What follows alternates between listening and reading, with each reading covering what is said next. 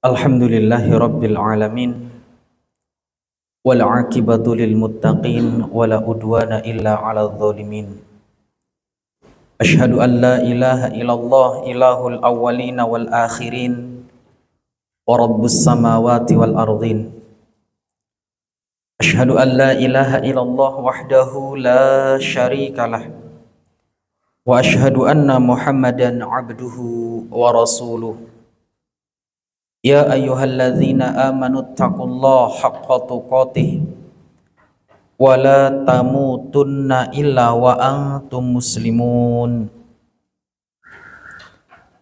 Fa inna asdaqal hadisi kitabullah wa khairal huda huda Muhammadin sallallahu alaihi wasallam wa syarral umuri muhdatsatuha fa inna kulla muhdatsatin fid dini bid'ah wa kulla bid'atin dhalalah wa kulla dhalalatin finnar.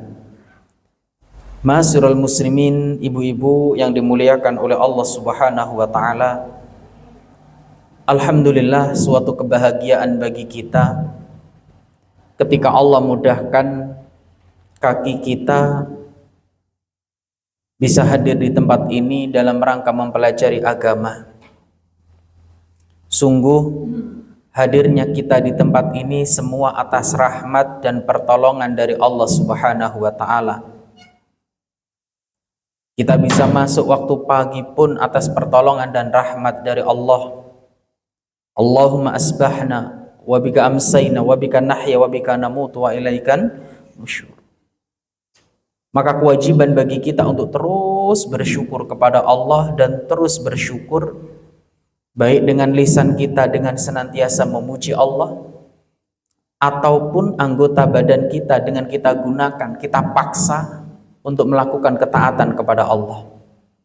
Karena ketahuilah bahwasannya kita itu nggak akan bisa menikmati ibadah sebelum kita paksakan diri kita untuk beribadah. Kalau nggak dipaksa tuh berat semua. Sholat berat, ngaji berat, semuanya kalau nggak dipaksakan akan terasa berat. Maka harus kita paksakan. Lama-lama akan menjadi sebuah kenikmatan. Ya. Lama-lama akan menjadi sebuah kerinduan. Itu kalau kita paksa. Ma'asyiral muslimin muslimat yang dimuliakan oleh Allah, tak lupa salawat serta salam kita haturkan pada Nabi kita, Nabi Agung Baginda Rasulullah sallallahu alaihi wasallam. Panutan, teladan bagi kita semua. Bukan hanya dalam urusan sholat, tapi dalam segala aspek kehidupan. Maka siapa yang mengikuti jalan baginda Rasulullah sallallahu alaihi wasallam, maka akan baik ibadahnya. Siapa yang mengikuti baginda Rasulullah sallallahu alaihi wasallam akan baik akhlaknya. Siapa yang mengikuti baginda Rasulullah sallallahu alaihi wasallam akan baik muamalahnya semua. Tetapi sebagian umat ini mengikuti Rasulullah dalam satu hal dan meninggalkan banyak hal. Ya, dalam sholat Masya Allah, tetapi dalam rumah tangga kadang tidak. Nah, kadang-kadang rumah tangga ono sing gegeran wae iki ya salah satu faktornya ini. Rasul pernah menyebutkan khairukum khairukum li ahli, sebaik-baik kalian adalah yang paling baik kepada keluarganya. Wa ana khairun li ahli, dan aku paling baik dengan keluargaku. Tapi kenapa ono gegeran dan lain sebagainya? Salah satu faktornya dia tidak meneladani baginda Rasulullah sallallahu alaihi wasallam. Makanya dalam agama kita itu kita diperintahkan udkhulu fis silmi kafah. Masuklah kalian ke dalam agama Islam itu secara apa? Totalitas. Nah, kafah itu totalitas, enggak separuh-separuh. Semuanya itu total. Fa insyaallah dengan begitu ibadah kita baik. Dengan begitu muamalah kita baik. Dengan begitu akhlak kita baik, hablum minallah baik, hablum minan nas baik. Maka benar bila kemudian Rasul Shallallahu Alaihi Wasallam menyebutkan kullu ummati yadkhulunal jannah, seluruh umatku akan masuk surga semuanya, illa man aba, kecuali yang nggak mau. Para sahabat tanya, wa man ya'ba ya Rasulullah, siapa yang tidak mau? Man ata'ani, perhatikan, siapa yang mengikutiku dalam urusan apa tadi? Mengikuti dalam hal apa? Ibadah, muamal, semuanya kan dia masuk surga.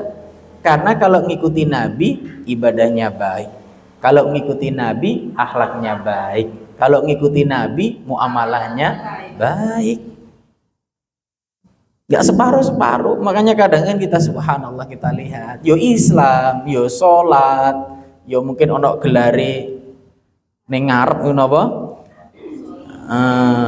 Ya, tetapi dia menipu dalam urusan muamalah. Nah, dia mengikuti dalam satu hal, meninggalkan banyak hal. Nah, itu diantaranya. Maka mari kita ikuti baginda Rasulullah dalam segala aspek kehidupan kita. Fa insyaallah akan baik semua hal-hal yang tadi kita sebutkan, dan kita akan beruntung baik di dunia maupun di akhirat.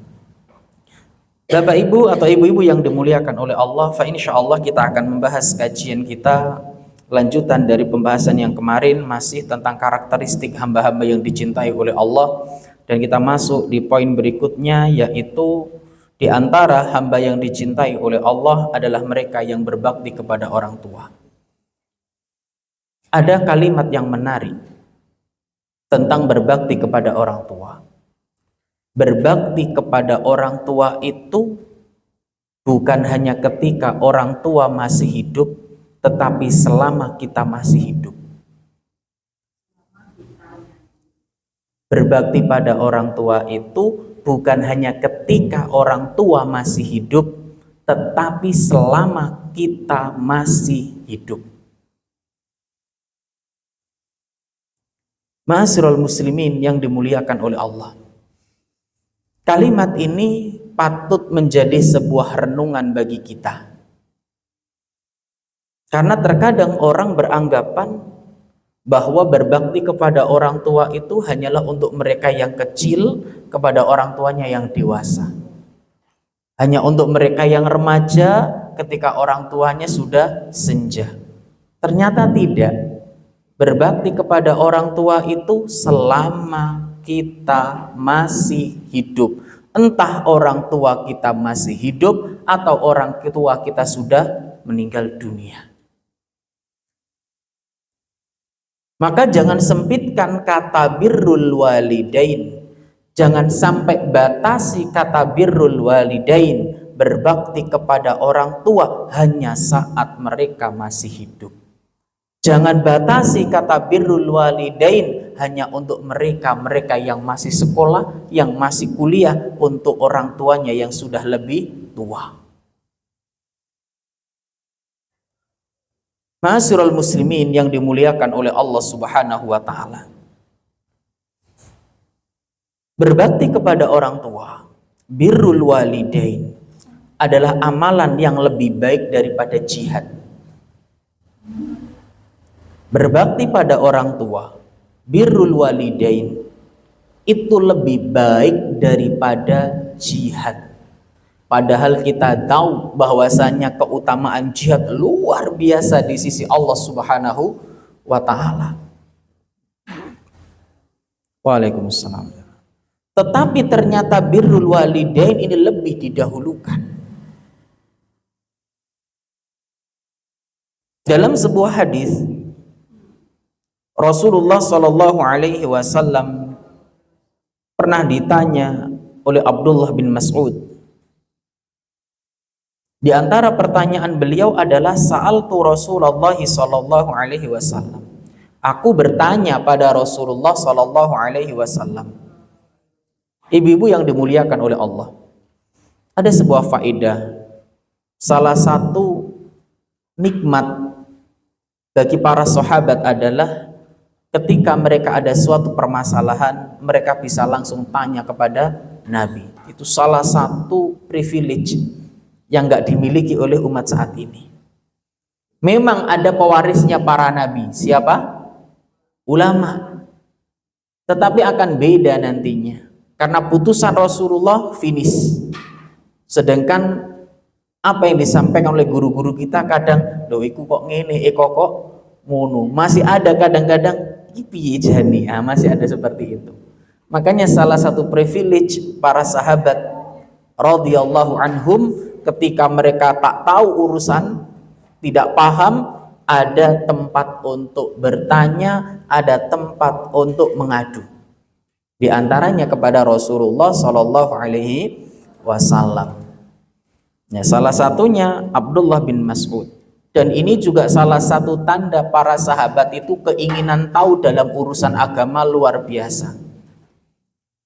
Dan ini sudah seharusnya kita lakukan pula. Ketika nggak tahu urusan agama, ojo dibatin.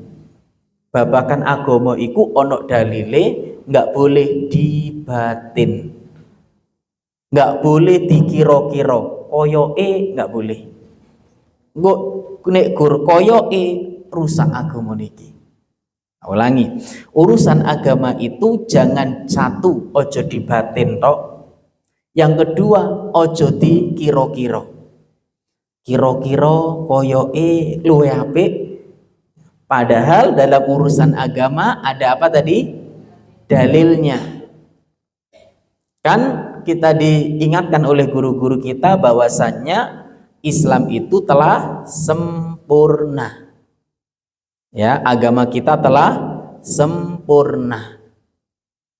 Maka semua, kalau memang kita nggak paham dalam satu permasalahan agama, bertanyalah fas'alu ahla dzikri in kuntum la ta'lamun. Kalau kita memang tidak tahu, tanya pada ahlinya. Nah, termasuk Abdullah bin Mas'ud. Beliau tanya pada Rasulullah, sa'altu Rasulullah sallallahu alaihi wasallam. Saya pernah bertanya pada Rasulullah sallallahu alaihi wasallam. Tentang apa?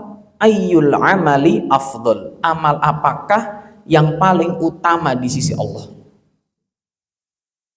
Pertanyaan beliau, amal apa yang paling utama? Karena begini ibu-ibu, terkadang seseorang itu salah prioritas. Ya, terkadang kalau kita nggak tahu mana yang lebih utama, kita itu salah prioritas. Bahkan kurang memprioritaskan karena kurang tahu. Contoh, sholat subuh hukumnya apa? Wajib. Sholat id hukumnya sunnah. Tapi kadang luweh semangat sholat katimbang sholat. Lah iki lak salah naruh prioritas. Paham ya ini ya? Nggak hanya dalam masalah ini, banyak hal. Ya, banyak hal. Seseorang itu salah memprioritaskan sesuatu karena ketidaktahuannya dalam urusan sesuatu itu. Sholat raweh hukumnya sunnah, sholat duhur hukumnya masjid luweh rame pas.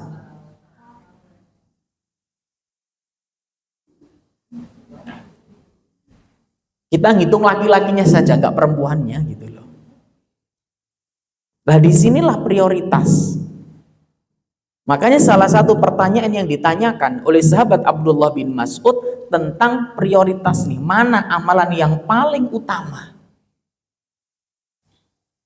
Kemudian Rasulullah Shallallahu Alaihi Wasallam jawab baginda Rasulullah, as-sholatu, yaitu sholat. Sholat yang bagaimana? Ala waktiha, on time. Jadi amalan yang paling utama itu sholat. Yang bagaimana tadi? On time, tepat waktu.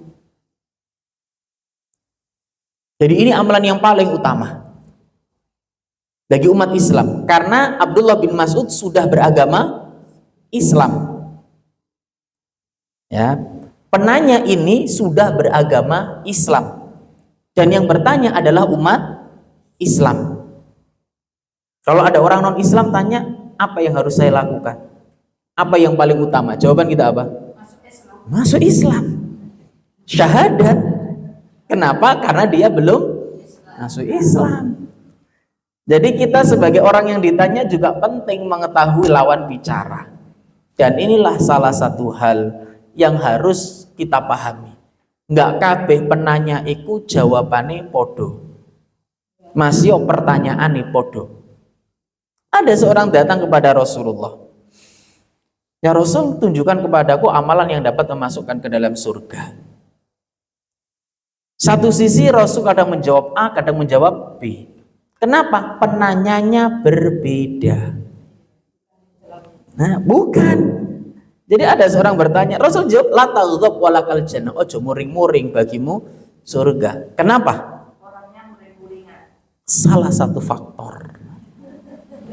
Kita juga harus tahu siapa penanyanya, gitu. Ini penting. Kita harus tahu siapa yang bertanya. Ya. Makanya pertanyaan boleh sama, tapi terkadang jawaban itu berbeda. Bukan karena enggak, tapi kita tahu lawan bicara. Makanya ini penting bagi kita untuk tahu siapa lawan bicara kita ketika ada orang yang bertanya. Oke. Lah kembali pada hadis tadi. Jadi Abdullah bin Mas'ud ini tanya, ya Rasul, amalan apa yang paling utama? Rasul mengatakan sholat, tapi nggak cukup, nggak berhenti sampai sini. Ditambah as-sholatu ala waktiha, sholat tepat waktu. Dan ini relate dengan kita. Kita wis beragama Islam, maka di antara hal yang paling utama adalah amalan itu sholat sing tepat waktu. Karena ibadah yang ditentukan waktunya itu sholat. Ya, ibadah yang sudah ditentukan waktunya salah satunya adalah sholat. Puasa ya ditentukan waktunya. Kayak Ramadan ditentukan waktunya. Iya, setiap Ramadan, setahun sebulan. Mohon maaf. Setahun sebulan. Jangan sekali. Kalau sekali di awal tok enggak. Lu karena banyak yang puasa tanggal 1 siswa wis gak poso. Ya, setahun sebulan. Min tulu'il fajri ila ghurubis syams. Makanya kalau aku poso beduk, ya ini dikatakan saja bukan puasa tapi latihan puasa. Ya, karena perlu kita pahamkan ke anak-anak, le poso aku, tapi poso ya nggak poso karena poso ono waktu nih, ya. Tapi dia belajar berpuasa. Ya, orang tua harus memahamkan juga ke anak. Iku latihan poso le, iku latihan poso, yaitu. Kemudian setelah Rasul menjawab as-sholatu ala waktiha, Abdullah bin Mas'ud bertanya lagi, qultu, aku bertanya lagi, summa ayyu, kemudian apa? Jawab Rasulullah, birrul walidain, berbakti pada orang tua. Apakah cukup? Beliau bertanya lagi, qultu summa ayyu, qala al jihadu fi sabilillah. Setelah itu adalah berjihad di jalan Allah Subhanahu wa ta'ala. Lah, apa yang disabdakan oleh Rasulullah ini menjadi sebuah pengingat akan keutamaan berbakti pada orang tua. Bahkan tadi kita katakan didahulukan daripada kata jihad. Makanya ketika ada seorang sahabat Abdullah bin Amr bin As, beliau mengatakan, ada seorang datang kepada Rasulullah Shallallahu Alaihi Wasallam. Beliau minta izin untuk berjihad.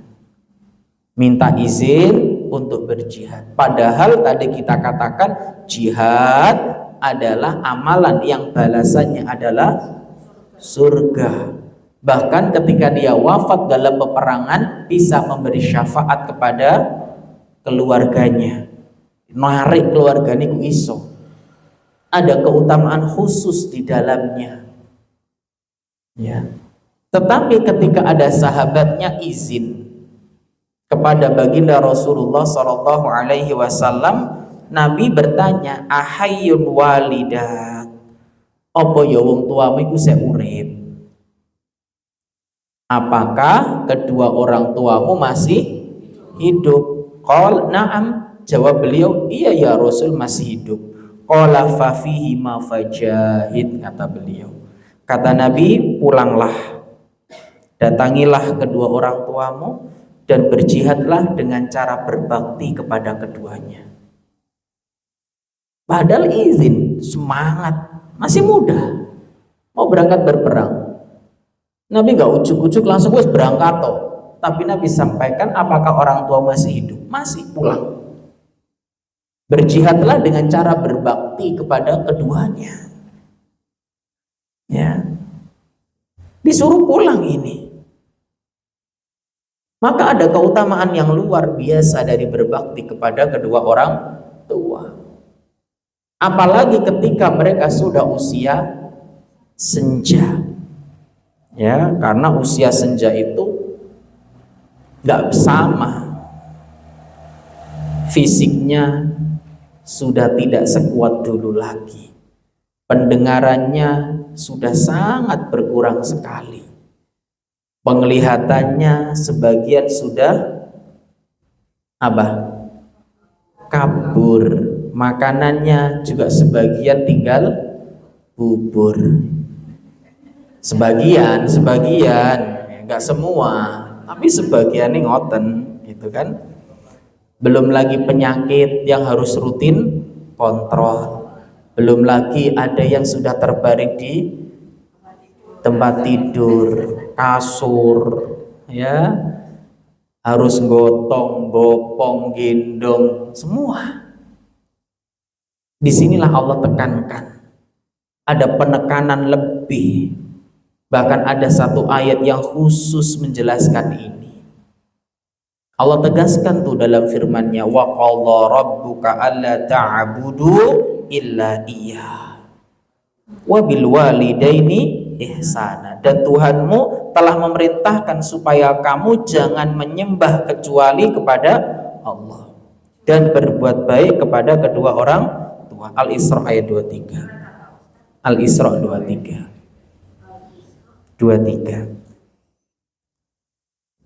Setelah perintah mentauhidkan Allah disambung dengan perintah berbakti pada kedua orang tua, bisa dibayangkan tuh, Allah ciptakan kita di atas muka bumi ini, tujuan utamanya apa? Beribadah, menyembah hanya kepada Allah. Ini tujuan utama. Ternyata setelah tujuan utama ini digandengkan dengan wabil walidaini ihsana, dan kepada kedua orang tuamu berbuat baiklah. Ini masih umum, berbuat baiklah masih umum di usia berapapun, benar? Tapi setelah itu ada penekanan, imma yablughanna indakal kibar ahaduhuma au kilahuma. Ya, jika salah satu di antara keduanya atau dua-duanya telah usia sepuh, usia lanjut, ya, dalam pemeliharaanmu, dalam rumatanmu. Kadang orang tua kalau sudah sepuh kan ya wis dirumati sinten anak.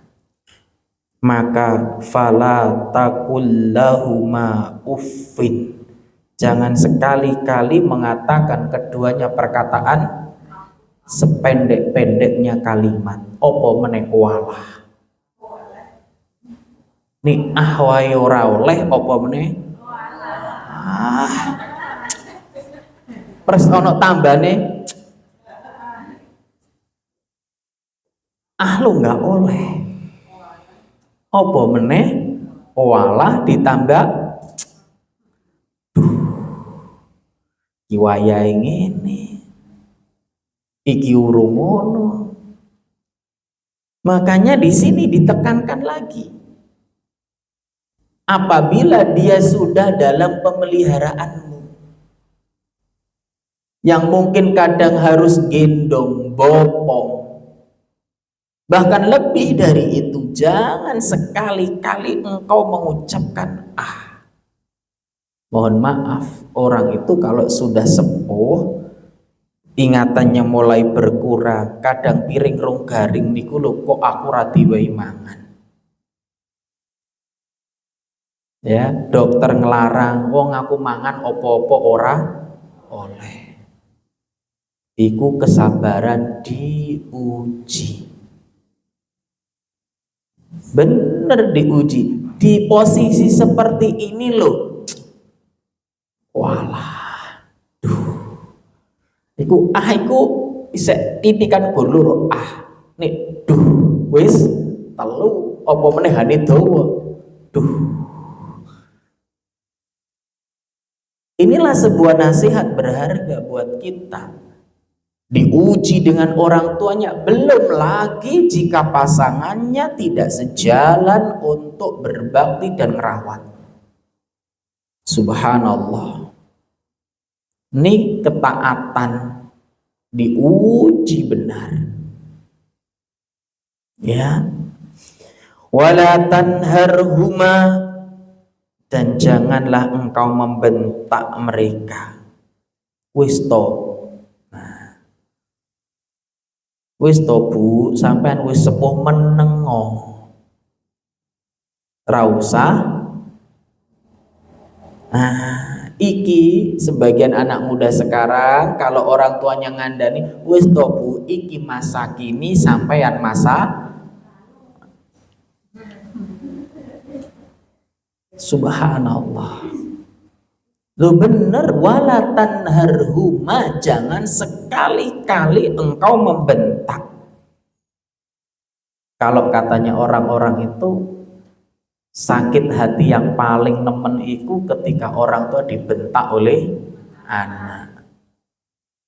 Ya. Tapi yo masalahnya kadang-kadang anake awak dhewe iki ora kabeh iku yo ngerti ngono lho.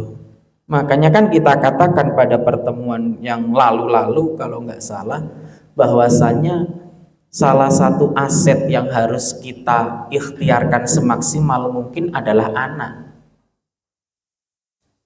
Ya. Dan hal yang paling harus kita usahakan semaksimal mungkin adalah agar anak-anak kita mempunyai gelar soleh solihah. Bukan lagi gelar S1, S2, S3, profesor, dokter, enggak. Itu bonus. Umpamanya anak wedok, termasuk yo anak lanang. Engko anake awak dhewe lho Mas yo gelare profesor, dokter, nih pas sukses sing nikmati yo anak putune, yo bojone. Wong tuane oleh opo? Tidak jalan-jalan. Jenengan sepuh tidak jalan-jalan apa yo seneng? Wong kene batu wae boyok kroso. Loh iya. Mau apa yang kita cari kecuali kesoleh dan solehan mereka? Makanya hal yang harus diperjuangkan orang tua adalah bagaimana anaknya ini mendapatkan predikat soleh dan solihah. Nanti akan benar-benar terasa ketika panjenengan sudah di usia senja dalam masa perawatan mereka. Kalau kita masih seger, wah aku nggak butuh anak aku, Ustaz. Biarkan mereka hidup berbahagia dengan anak cucunya, dengan anak dan istrinya. Iya, sekarang kita masih sehat. Awak dewi tuku gorengan iso, ayo jeruan isek doyan. Tapi nanti ketika kita dalam masa perawatan mereka, yang mampu bersabar, yang mampu bertahan, yang mampu merawat dengan penuh kasih sayang adalah mereka yang soleh dan solihah. Bukan mereka yang S1, S2, S3, bukan. Bukankah banyak orang tua yang dibuang bahkan ditaruh di panti? Apakah anaknya tidak memiliki gelar? Oh, punya. Cilik di gedehno, gede di sekolah no, luweh gedene di kuliah no. S1 selesai masuk pasca selesai masuk doktoral. Selesai itu sudah. Untuk duduk bersama orang tuanya ada rasa malu. untuk merawat orang tuanya tidak ada waktu, sehingga mengatakan apa, wes sampai naik rumah tau engko tak kirimi duwite. Dulur sing siji sampean wae to aku yo tak ngirimi duwite. Kabeh ora gelem ngrumat piring kirim duit. Akhirnya dikirim ke wes nyoh iki pokoke duit tak transfer. Apakah ini yang dibutuhkan orang tua? Tidak. Ya. Tapi kasih sayang, kehangatan, ya, itulah yang dibutuhkan oleh orang tua. Tetapi sekali lagi ini butuh perjuangan ekstra. Makanya tadi kita katakan salah satu hal terbesar yang harus diikhtiarkan orang tua adalah bagaimana agar putra putrinya memiliki gelar soleh dan solihah. Bukan sekarang kita menikmatinya, tapi nanti ketika kita dalam masa perawatan mereka. Ya, mau kita nggak pengen Ustaz, ya kita kan nggak tahu. Kita pengennya sampai sepuh itu seger gitu. Bahkan umur 80 bisa melayu gitu. Pengennya. Tapi kita nggak tahu. Tidak ada jamaah umurnya sudah hampir 80. Seger di sana. Ya. Tapi ada kalanya umur 60 sudah di atas kursi roda. Napa melesak niki subhanallah, penyakit itu oke. Ya, beberapa waktu lalu saya baca anak masih kecil itu sudah harus kontrol jantung. Kecil itu, subhanallah. Ya. Belum ini itu, ya. Ono diabetes, mbiyen kok koyo gak krungu, saiki diabetes malah oke. Ya. Apa nih? Jantung, terus kolesterol, gagal ginjal, asam aurat, ya. Subhanallah. Iya, subhanallah. Jadi kalau nggak anak soleh, solihah, apa ya gelem ngurmati. Baru beberapa waktu lalu ada jamaah yang, gimana Ustaz ya? Durhaka nggak ya bila anak itu hanya ngirimi duit nggak gelem ngurmat? Kabeh mau. Sing siji yo aduh aku ra iso tak kirimi duit wae. Sing siji yo aku ra iso tak kirim duit wae, subhanallah. Padahal orang tuanya harus rutin kontrol. Nek kabeh kirim duit sing nganter nang rumah sakit iku sapa? Apa iso mlaku dhewe nang kursi roda? Ya, munggah mudhun mobil ngono munggah dhewe mencolot dhewe. Iso mencolot dhewe nyapo ndek rumati. Inilah Bapak Ibu yang dimuliakan, ibu-ibu yang dimuliakan oleh Allah. Di saat seperti inilah, ya, kesolehan, soleh-solehannya anak itu benar-benar ada manfaatnya. Ya. Termasuk dalam ayat ini wa qul lahuma qaulan karima, dan ucapkanlah kepada mereka perkataan yang baik, mulia, bukan sekedar baik. Perkataan yang mulia, karim, bukan sekedar baik. Perkataan yang mulia, lemah, lembut. Ya. Inilah perintah Allah Subhanahu wa ta'ala. Kalau dibilang hitung-hitungan ngerumati wong tua sing model sudah sakit, ini itu sepuh. Ini hitungan matematika kan yo abot, leres mboten. Tapi bagi anak soleh dan solihah ini adalah ladang pahala. Tapi bagi anak soleh solihah ini adalah pintu surga. Ya. Makanya Rasulullah Shallallahu Alaihi Wasallam pernah menyebutkan al-walidu awsatu abwabil jannah. Orang tua itu adalah pintu surga paling tengah. Kalau bayangan kita pintu surga paling tengah ini kudu sepundi? Pintu surga paling tengah. Ono omah pintune pas cer tengah. Biasanya itu pintu darurat apa utama? Utama. Paling mudah untuk diakses. Ya. Dan pintu berbakti kepada orang tua adalah pintu yang paling mudah untuk diakses dan pintu yang utama dan paling utama. Itu yang dimaksud orang tua adalah pintu surga paling tengah. Makanya kemudian Rasul melanjutkan, fa in syi'ta fa'adhi dzalikal bab aw ihfadhu. Kalian bisa sia-siakan, silakan, atau kalian benar-benar jaga. Ya. Masya Allah, ini luar biasa. Kalau kalian jaga, kalian akan dimasukkan ke dalam surga dari pintu yang utama ini. Tapi kalau kalian sia-siakan, kalian akan mendapatkan dosa yang besar.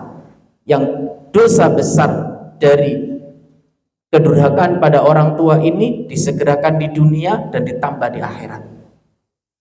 Itu dosanya. Makanya ketika tadi kita sebutkan tentang perintah berbakti kepada orang tua, setelah tauhid kemudian berbakti pada orang tua, maka dosa durhaka kepada orang tua itu disebutkan oleh Nabi setelah syirik, uququl walidain. Apa kata Rasulullah? Ala unabbiukum bi akbaril kabair. Maukah kalian aku tunjukkan tentang dosa yang paling besar? Maka qulna bala ya Rasulullah. Kata para sahabat, tentu kita mau ya Rasulullah. Kata Rasul, yang pertama, al-isyraku billah. Dosa yang paling besar itu engkau menyekutukan Allah.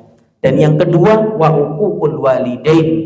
Kemudian kalian mendurhakai orang tua. Subhanallah. Engkau berani pada mereka, engkau angkat suaramu, engkau gak mau merumat mereka. Terlebih saat mereka usia apa tadi? Senjanya. Ya. Terlebih saat usia senjanya engkau tinggalkan mereka, engkau abaikan mereka, engkau nggak mau cedek-cedek dengan mereka. Subhanallah. Padahal tadi pintu surga, nih pintu surga disio-sio bahkan dijauh, berarti kamu sudah menjauh dari surga itu sendiri. Ya, engkau telah menjauh dari pintu surga itu sendiri. Maka selagi masih hidup, jadikan ini sebagai ladang pahala. Ustaz, masalahnya, pertanyaannya, kalau belum menikah oke. Bagaimana kalau sudah menikah, apalagi seorang wanita yang dia harus patuh kepada suami? Maka hal yang paling penting bahwasannya suami yang baik, dia tidak akan membiarkan istrinya, keluarganya, termasuk mertuanya terlunta-lunta. Maka inilah pentingnya bersama-sama belajar agama. Ya, penting sekali. Nek wong Jawa lah,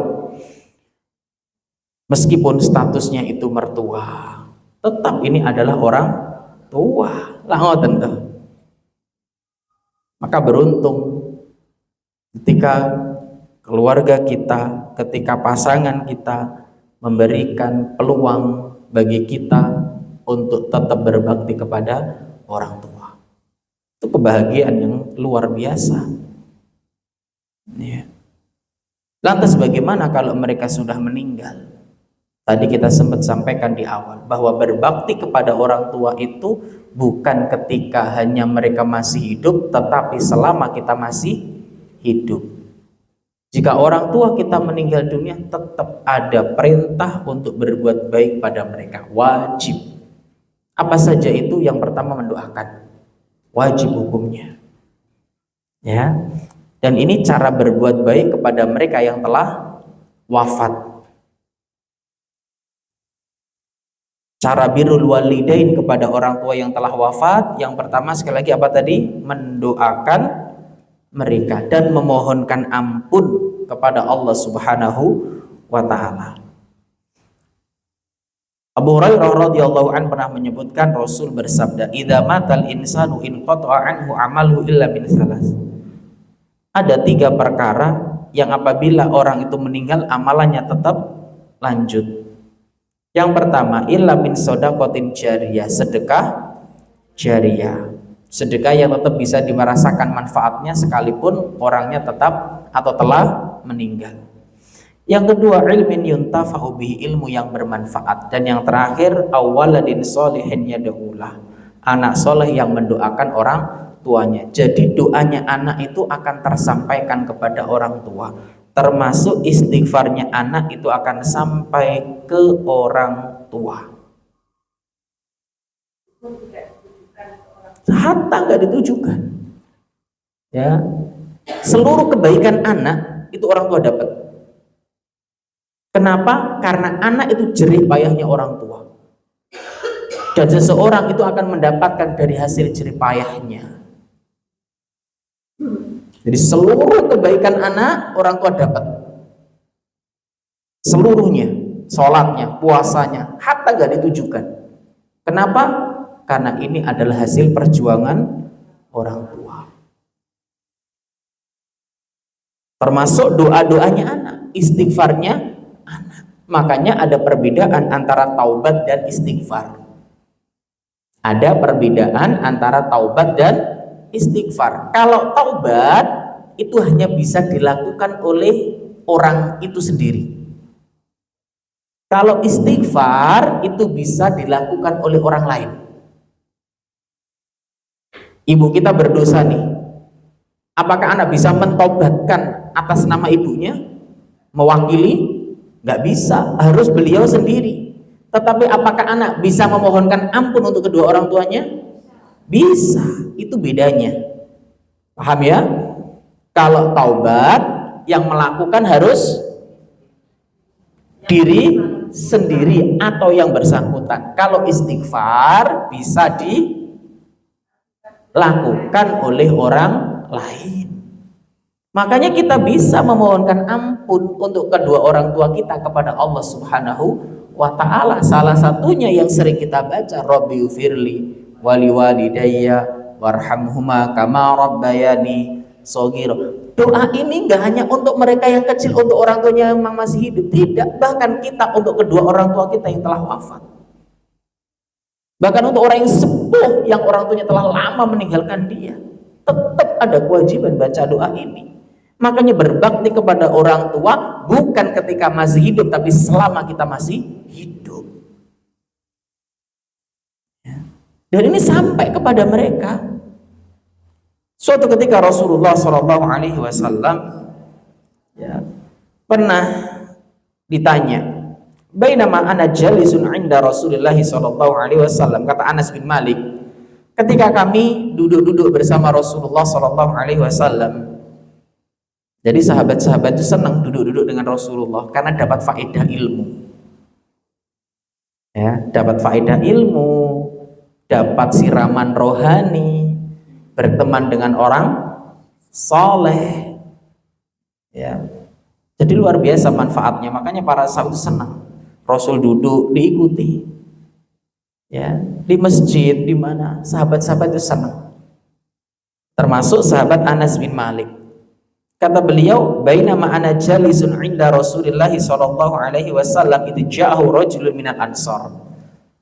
Saat kami duduk-duduk bersama Rasul, tiba-tiba datang seseorang dari Ansor. Dari Ansor berarti dari mana? Makkah apa Madinah? Makkah apa Madinah? Ansor. Ansor itu Madinah. Madinah. Kalau muhajir hijrah. Muhajir gampang nih, muhajir. Muhajir berarti orang yang hijrah. Nih disebut orang yang hijrah berarti sing pindah. Sing pindah itu berarti orang Mekah, pindah ten Madinah. Lah sing gak pindah disebut Ansor atau sering kita sebut orang Madinah. Bisa membedakan ya? Sing hijrah iku jenenge muhajirin atau muhajir, sing netep jenenge Ansor. Paham ya? Nah, ketika Rasul duduk bersama Anas, kata Anas, saat aku duduk bersama Rasulullah, datang tuh orang Ansor, ya. Faqala ya Rasulullah, wahai Rasulullah, hal baqiya alayya min birri abawayya syai'un abarruhuma bihi ba'da mautihima. Ya Rasul, apakah masih ada kewajiban untukku untuk berbakti kepada kedua orang tuaku setelah wafatnya? Apakah masih ada kewajiban bagiku untuk berbuat baik pada mereka? Kata Rasulullah sallallahu alaihi wasallam, qala na'am, ada. Apa itu? As-salatu alaihima wal istighfaru lahuma. Kau doakan dia dan kau mohonkan ampun kepada Allah Subhanahu wa taala. Ya, engkau doakan dia. Kalau doa berarti umum, gak hanya sekedar ya Allah ampuni orang tuaku. Ya Allah terimalah amal ibu bapakku. Ya Allah rahmatilah dia, sayangilah dia. Kan itu bagian. Paham? Jadi kalau istighfar lebih spesifik, memohonkan ampun lebih spesifik. Kalau doa sifatnya umum. Makanya kata Nabi ketika ditanya Rasul, apakah masih ada bentuk berbakti pada orang tuaku setelah mereka wafat, setelah mereka meninggal dunia? Maka jawab Rasulullah Shallallahu Alaihi Wasallam, na'am, ada. Apa itu? As-salatu alaihima, mendoakannya. Engkau doakan dia. Wal istighfaru lahuma, engkau mohonkan ampun untuk keduanya. Jadi anak terus mendoakan. Bahkan tadi termasuk amalan yang tidak terputus doanya anak. Kenapa enggak konco kental? Kenapa enggak konco utawa dulur? Kenapa anak?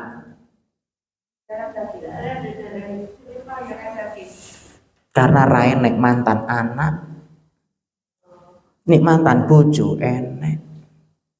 Terus mboten? Mantan bojo wonten apa mboten? Aduh kok kata. Jo kata-kata ben titik ae. Ojo oke. Ya. Jadi mantan bojo iku enek. Mantan konco akeh. Apalagi dulu kita berteman sama-sama belum kenal agama, kemudian kita hijrah. Lah kanca sing ra bener kan ya nek gelem dijak ayo nek enggak ya sepurane. Karena sahib kanca kental akan menarik nih awak dhewe enggak pindah dari circle itu, pertemanan itu ya awak dhewe sing katut. Sahib konco iku menarik, bukan menarik perhatian loh, narik ya, jenenge konco kental iku bakal narik. Nek apik narik pada kebaikan, nek buruk yo narik dalam keburukan. Makanya jenengan setuju atau tidak, anake awak dhewe ku dikongkon hahe dijabri konco nek langsung berangkat. Konco kentele lho Gur, budal. Mbok udan lho budal. Jajal wong tuane. Lak cukup diwaca tok ngono. Diret tok. Tapi itu sekarang lah kula lak boten ngertos. Ya itu. Nah. Makanya anak, kenapa anak? Gak ada, mantan anak itu gak ada. Tapi kalau istri ada mantane. Tapi kalau teman sama yo enek, tahu dadi konco. Tapi anak tidak. Ya, dulur, lo kok dulur? Wong isih padha uripe gegeran wae, oke. Ya, makanya lah anak itu. Maka sekali lagi Bapak Ibu yang dimuliakan atau ibu-ibu yang dimuliakan oleh Allah Subhanahu wa taala, jadi setelah orang tua kita wafat masih ada bentuk berbakti kepada mereka. Masih ada kewajiban yang Allah wajibkan untuk kita, mendoakan mereka, memohonkan ampun untuk keduanya. Ya. Ini diantaranya. Dan Tadi kita katakan istighfarnya anak itu berdampak. Doanya anak itu berdampak. Panjenengan selama masih hidup amalnya nggak pati oke. Tapi iso oleh derajat yang tinggi di surga itu karena anak kita memohonkan ampun untuk kita kepada Allah Subhanahu wa taala. Dan ini disampaikan oleh baginda Rasulullah sallallahu alaihi wasallam. Dalam sebuah riwayat dari sahabat Abu Hurairah, beliau mengatakan, qala Rasulullah sallallahu alaihi wasallam, innar rajula, sesungguhnya ada seseorang, la turfa'u darajatuhu fil jannah, diangkat derajatnya di surga, ditinggikan oleh Allah, dimuliakan oleh Allah. Fayaqul, lantas orang tadi bertanya, anna li hadza, kok iso aku oleh koyo ngene? Ya, kok iso aku oleh derajat setinggi ini? Iki lho pondi? Maka dijawab, bistighfari waladika laka. Ini karena istighfarnya anakmu yang ditujukan kepada Allah untuk kamu. Tanyakan, seberapa banyak kita mendoakan orang tua kita kalau kita masih pengen orang tua kita mendapat derajat tinggi di surga. Makanya berbakti pada orang tua selama kita masih hidup. Selama kita masih hidup. Ini yang pertama. Jadi di antara amalan birrul walidain setelah orang tua kita wafat, yang pertama apa tadi? Mendoakan dan memohonkan ampun untuk kedua orang tua. Yang berikutnya, memenuhi janji-janji mereka kalau ada janji, dan menjalin hubungan silaturahim kepada kerabatnya. Kedua, memenuhi janji-janjinya kalau ada, termasuk menyambung silaturahim kepada kerabat dan keluarga. Termasuk juga memuliakan teman dekat orang tua kita. Dowo iki kan. Nah, ya itu loh. Alon-alon ae. Sing penting menyambung hubungan silaturahim kepada karib kerabat orang tua dan menjalin atau memuliakan teman dekat orang tua. Karena ini termaktub dalam satu hadis.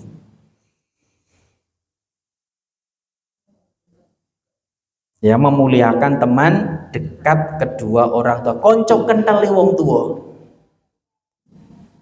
Disebutkan dalam hadis dari Abu Usaid Malik bin Rabi'ah, beliau mengatakan, dan ini kata beliau, baina nahnu inda Rasulillah sallallahu alaihi wasallam idza ja'ahu rajulun min Bani Salimah.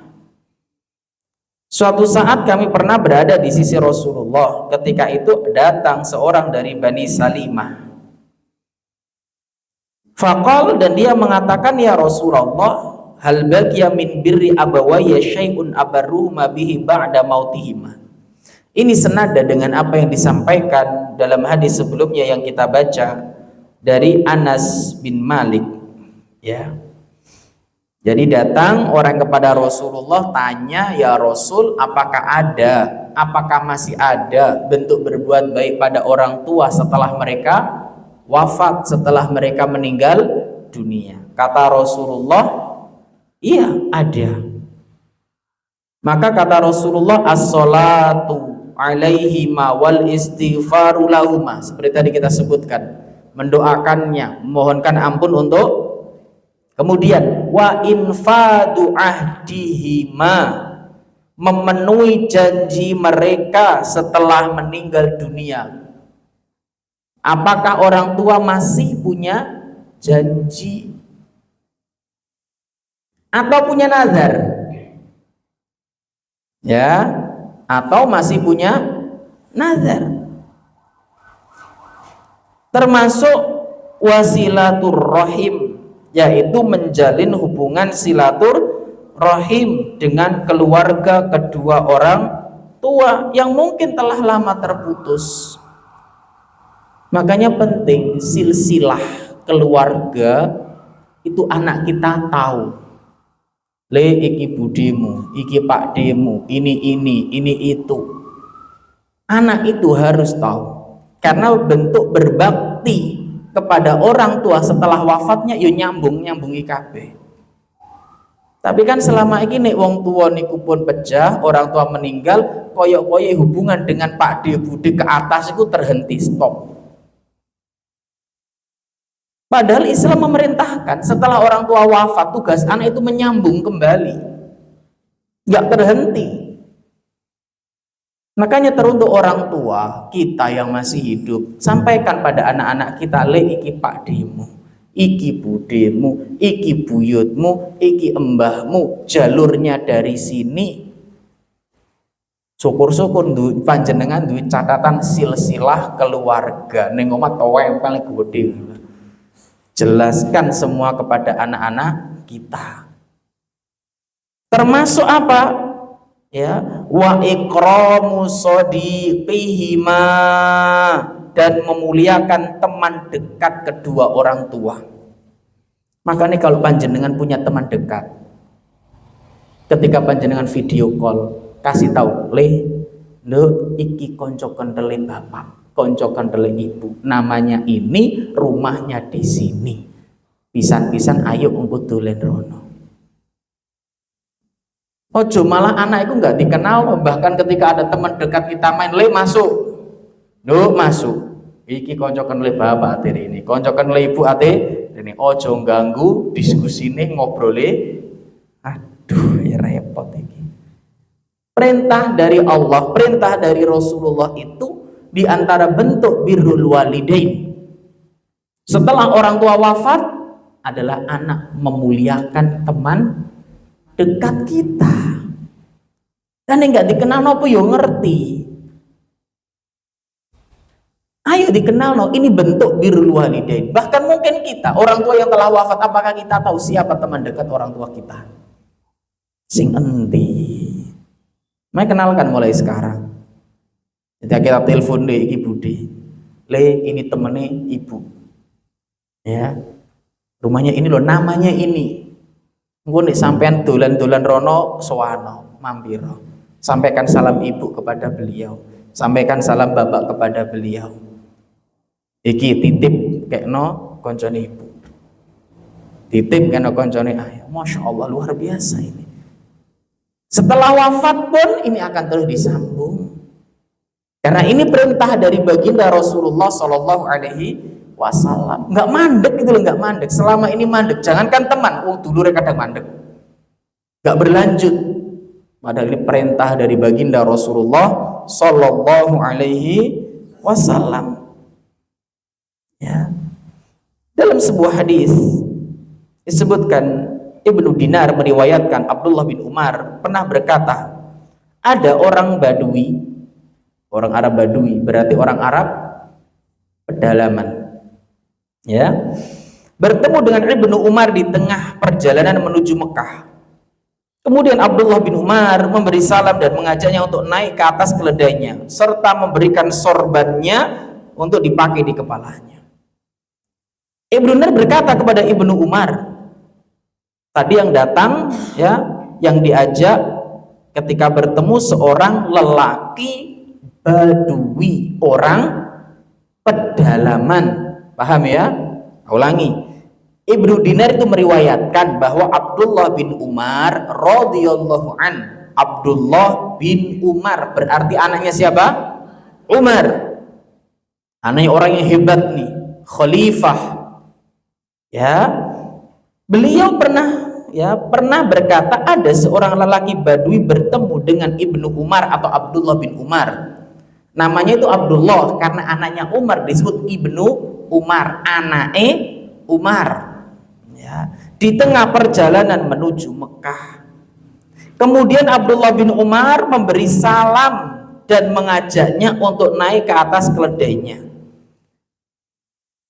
Heran, wong Arab Badui kok kon munggah nonggene keledainya, dan Abdullah bin Umar memberikan sorbannya untuk dipakai. Ibnu Dinar berkata kepada Ibnu Umar, semoga Allah memberikan kebaikan padamu.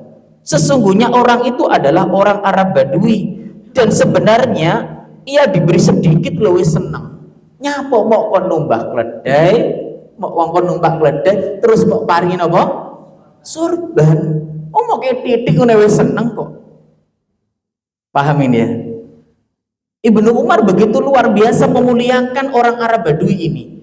Disuruh naik keledainya. Awak dhewe kan nggak mungkin tahu ujuk-ujuk wong yo nek mobil, Pak. Ya Bu, ya mobil kan banyak kapasitasnya. Ini keledai, di bawahnya kuda. Ya keledai iku lalu cilik katimbangane kuda ditumpaki wong loro iku aman sih. Ini keledai. Ibnu Umar nyuruh naik wes naik. Oh, surbannya diberikan. Maka Ibnu Dinar kaget kok iso tuh. Maka dia tanya, semoga Allah merahmatimu, ya semoga Allah memberikan kebaikan padamu. Tuh orang Arab Badui mau kayak titik ngono wis seneng. Ya. Abdullah bin Umar kemudian berkata, sesungguhnya ayah dari orang Arab Badui ini adalah konco kentele bapakku. Kenalan akrabnya Umar bin Khattab. Bayangkan. Ya, ayah beliau ikilah anak ketemu anak. Ayah bapak atau bapak dari orang Arab Badui itu adalah kenalan baiknya bapakku. Sedangkan saya pernah mendengar Rasulullah SAW bersabda, Inna abarrol birri silatul waladi ahla wuddi abihi. Rawahu Muslim. Sebaik-baiknya berbakti, berbuat baik adalah seseorang menyambung hubungan dengan keluarga dari kenalan baik dari bapaknya. Ya sama. Ya. Dari orang tuanya. Maka Masya Allah ini dipraktekkan. Bukan dari bapaknya loh, ini anaknya dari ini. Bapak ketemu bapak, podo-podo duwe anak. Anaknya dari Umar bin Khattab memuliakan anak dari temannya bapaknya. Masya Allah nih.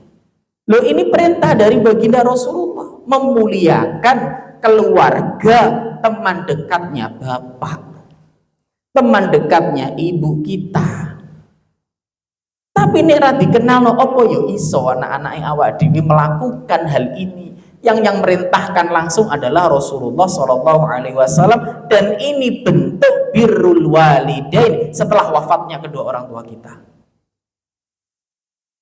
Jadi nggak berbakti pada orang tua bukan hanya saat masih hidup, ini loh ada yang mungkin masih sebagian tabu, yang sebagian belum mengamalkan, yang sebagian belum mengajarkan.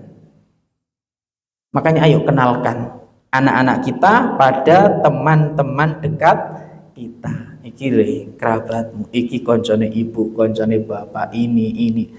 Jenenge konco kental kan gak oke to. Leres mboten? Jenenge konco kental iku ora oke. Nek konco liyane biasane oke, sekedar konco. Konco arisan, tapi belum tentu konco kental. Paham ya? Sing konco kental. Besti, besti.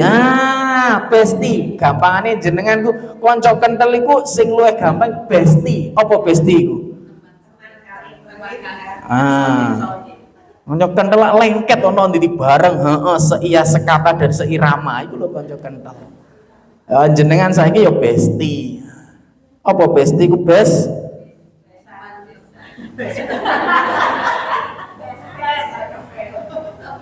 Bingung, besti. Tine ku apa? Bestnya apa? Best kan wape kan. Wah besti, konco uti-uti ngono.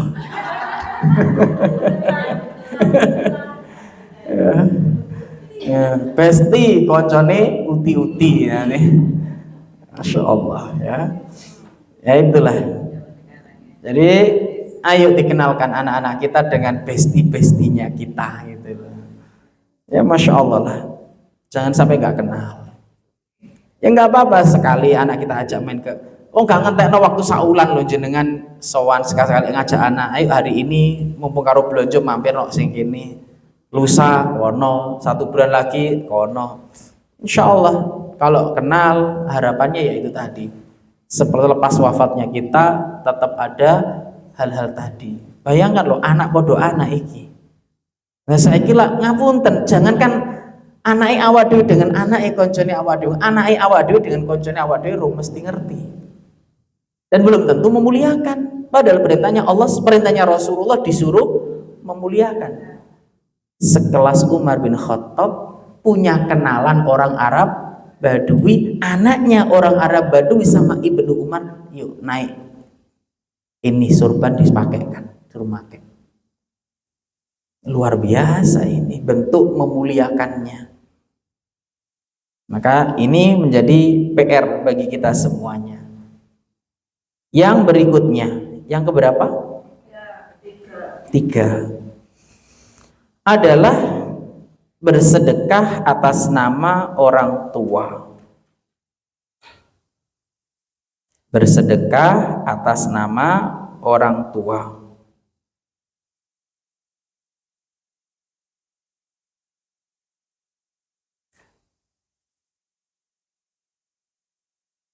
Ma'asyiral muslimin yang dimuliakan oleh Allah Subhanahu wa taala.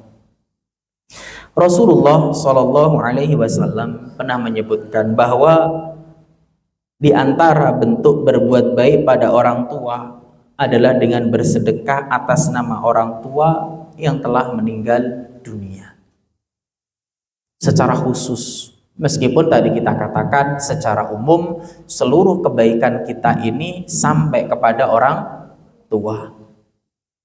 Makanya di sebagian tempat itu ada orang-orang yang bersedekah atas nama khusus ibunya, bapaknya, ya.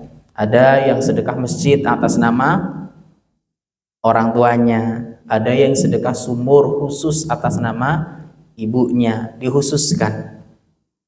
Karena harapannya agar ibunya mendapatkan amal jariyah selama tempat tersebut digunakan dalam ketaatan, digunakan dalam kebaikan.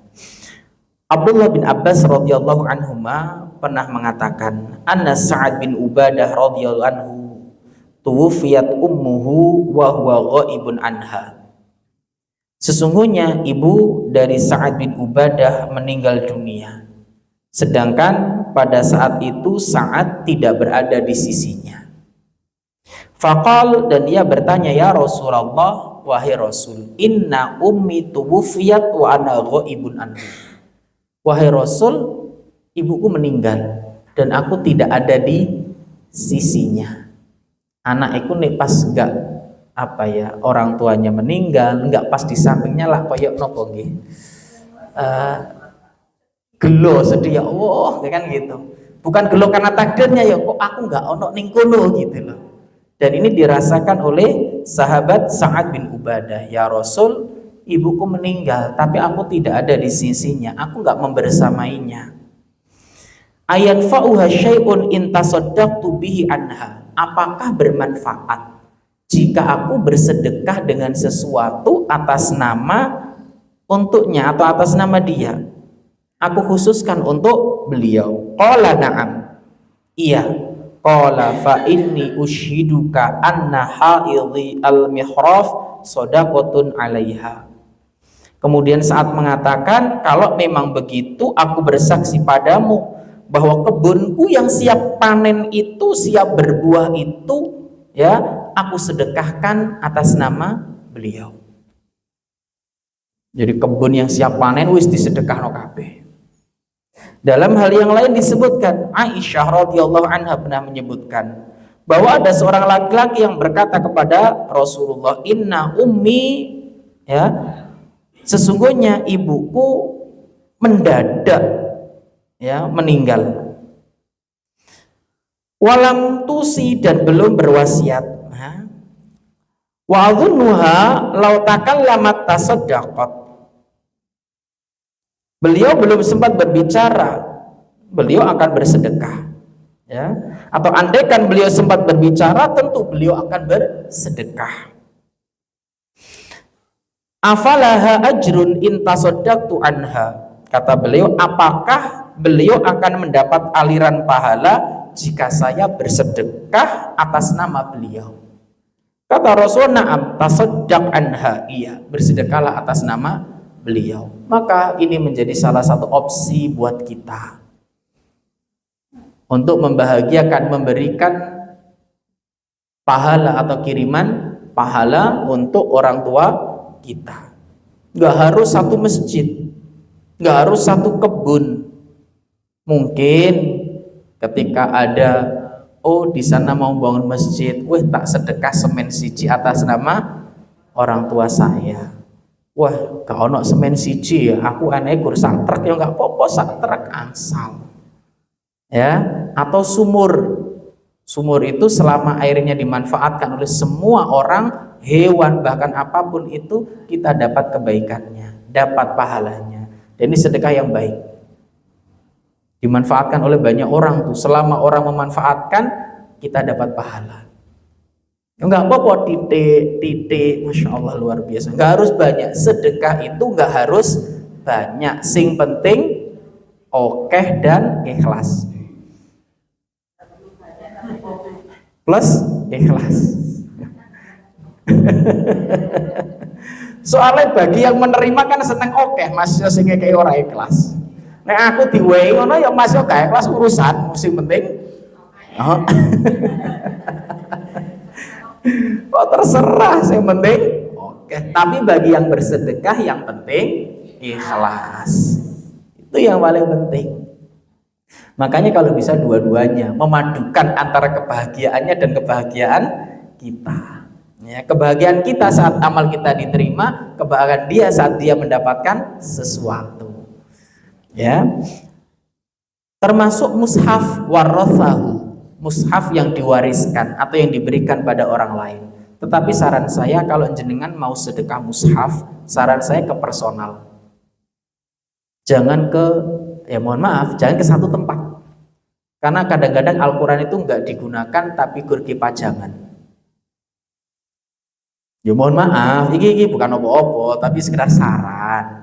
Lebih baik ke personal. Jenengan lihat, oh ada fulan, anaknya fulan ini ngaji, mondok, kok seneng, kok hafalan Al-Quran. Jajal, Bu Yogone itu butuh Al-Quran enggak? Oh butuh. Teman-teman nih, butuh. Oh ya wis, aku titip. Agar tidak hanya kita dapat sedekah Al-Qur'annya, tapi kita dapat kiriman setiap lantunan ayat yang dibacanya. Loh, itu kan poinnya. Nah, mana waduh sedekah Al-Qur'an terus gurke pajangan tok. Ya, Al-Qur'an ku ora mau gur gawe pajangan. Makanya kalau jenengan mau sedekah Al-Qur'an lebih baik personal. Engko diwaca, tiki apalan panjenengan oleh akeh pahala. Ya, itu saran saja, ya enggak apa-apa, ya syukur-syukur jenengan sedekah nang masjid ya terus diwaca. Ora mungkur dilebokno lemari terus dikunci, dibukae wayah Ramadan tok. Eman nanggo. Kan sekarang jarang 1-2 saja yang membuka Al-Qur'an di masjid dengan Al-Qur'an masjidnya. Rata-rata bawa sendiri atau pakai gadget. Bener kan? Wong kita saja gitu kok. Nah, terus kan? Makanya kalau bisa ya seperti itu. Ke santri-santri itu loh yang hafalan-hafalan itu ini loh. Oh, tetangga kita tuh ngaji anaknya butuh TPQ, itu lebih bermanfaat. Ya, Iqra atau apalah itu digunakan untuk belajar alif ba ta. Itu kita, masya Allah, jenengan dapat jariah wis. Menjadi wasilah mereka bisa membaca Al-Quran. Alif ba, masya Allah, jariah itu. Apalagi senama orang wis seluruh kebutuhan TPQ ini tak handle untuk itu. Jariah luar biasa itu. Makanya kita sedekah juga harus selektif. Bukan kita pelit enggak, tapi daripada nanti kurang optimal. Lah lebih baik sing optimal sehingga pahalanya juga wallahu taala a'lam bishawab. Ada pertanyaan? Nggih.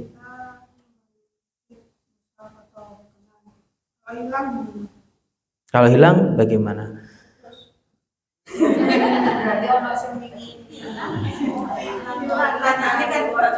Husnudonnya kita selama itu yang hilang adalah hal-hal yang baik, insya Allah mudah-mudahan digunakan baik. Ya, Al-Qur'an kita sedekah ilang Ustaz. Insyaallah nih Al-Qur'an ilang yo ilang kena tangan di wong dia yo diwaca. Enggak mungkin kan ditimbang no. Lho ngapunten lho, ini Al-Qur'an lho ya. Enggak mungkin ditimbang no. Insyaallah kita tetap dapat pahalanya. Ya. Tapi kalau karena katanya kalau dipakai itu bukan hasil curian kan? Kan yang nyuri mereka bukan kita. Kita kan memberi ikhlas, dipakai siapapun fadl, hatta diambil orang terus dijual, tetap kita dapat. Gak ada masalah, ya. Jadi nggak usah khawatir. Nih sedekah Al-Qur'an, mukena, semua itu dicuri, dijual, kemudian digunakan lagi, kita tetap dapat pahala lagi. Kan katanya pencurian itu enggak, ya kan dia yang nyuri, kita kan sedekah. Nah, itu ya poinnya ya. Wallahu taala. Ada lagi? Nggih, monggo. Kalau kita berbuat baik, orang tua akan mendapat kebaikan. Tapi kalau kita berbuat buruk, enggak ya. Nggih, terima kasih. Apakah keburukan anak orang tua dapat? Tergantung.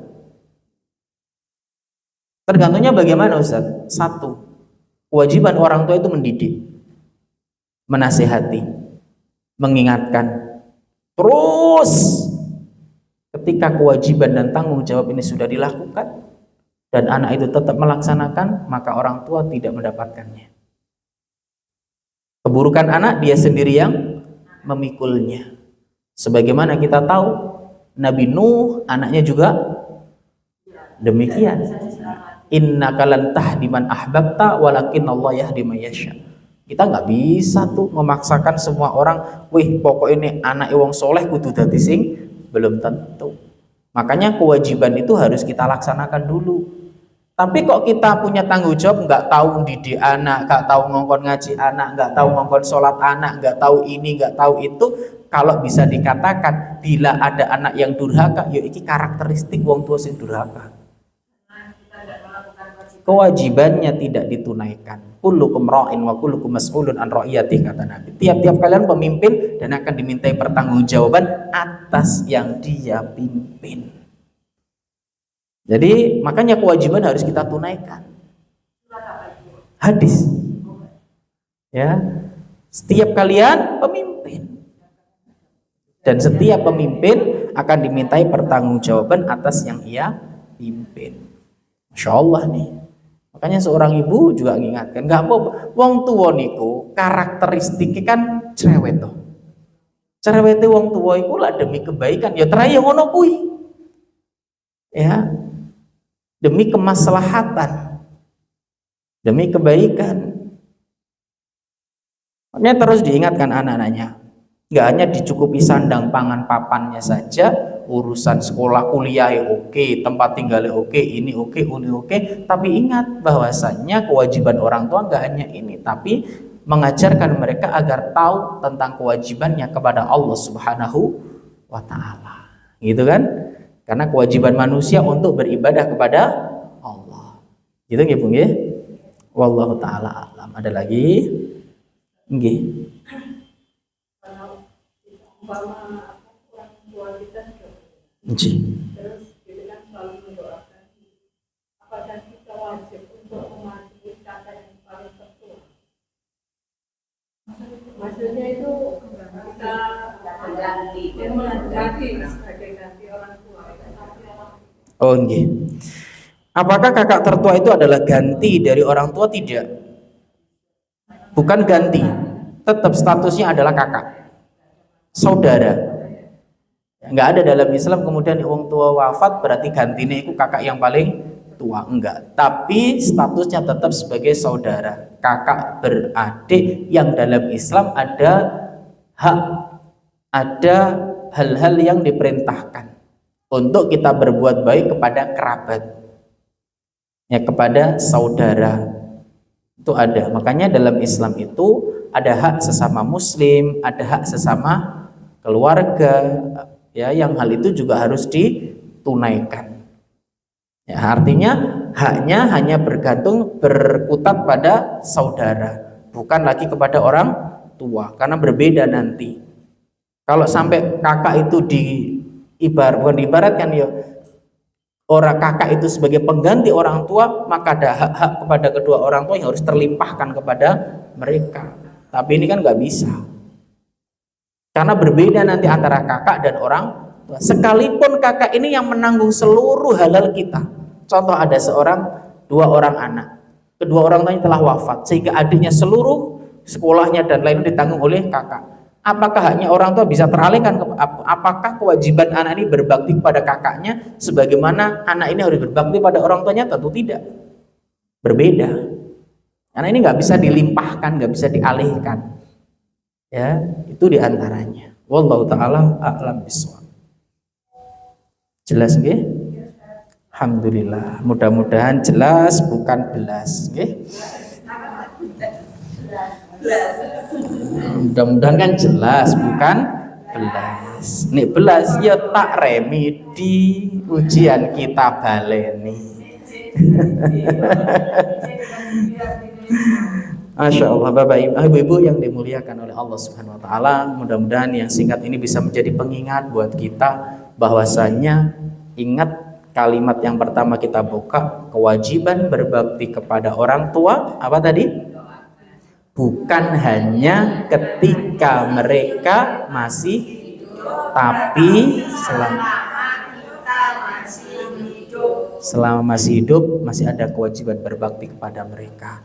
Termasuk poin-poin tadi, ya, perintah berbakti di antara amalan-amalan yang bisa kita lakukan selepas wafatnya mereka perlu kita pahami, dan jangan sampai berhenti sampai kita sampaikan kepada keluarga kita juga. Wallahu taala a'lam bishawab. Mudah-mudahan Allah ampuni dosa-dosa kita, Allah ampuni dosa keluarga kita, Allah ampuni dosa kaum muslimin semuanya.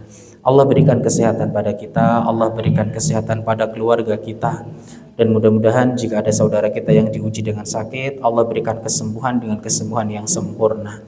Dan sebagaimana pagi hari ini kita berkumpul di tempat ini, kelak Allah kumpulkan kita di surga firdausnya. Amin ya rabbal alamin. Wa akhiru da'wana alhamdulillahi rabbil alamin. Subhanakallahumma bihamdik asyhadu an la ilaha illa anta astaghfiruka wa atubu ilaik. Walhamdulillahi rabbil alamin. Assalamualaikum warahmatullahi wabarakatuh.